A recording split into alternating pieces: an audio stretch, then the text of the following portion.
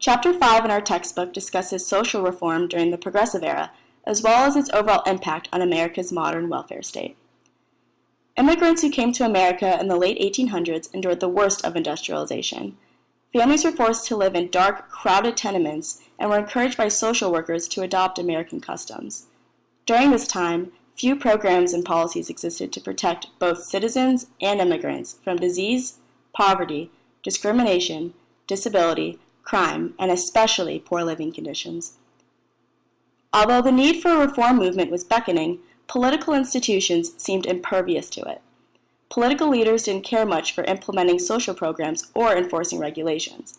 Democrats and Republicans were also separated on the basis of local tradition rather than the party's position on social issues.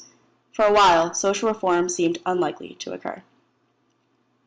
In the 20th century, reformers and progressives began questioning the country's unregulated economy and corrupted government. Reform eventually obtained a wide spread of support, which caused the enactment of regulations mostly by local and state governments. Social reformers like Jane Addams and Paul Kellogg were also responsible for enacting programs such as workers' compensation, mother's pension, juvenile courts, and the Children's Bureau. Unfortunately, the Progressive Era didn't tackle every social issue existing in America. Racism and sexism hindered the advancement of vulnerable populations such as women, Asians, African Americans, Spanish-speaking persons, and immigrants.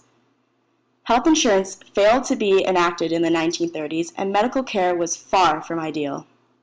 The federal government had little involvement in social policy and therefore restricted the progressives' achievements to the state level.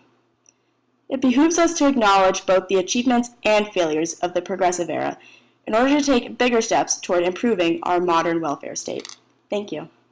Created using Powtoon.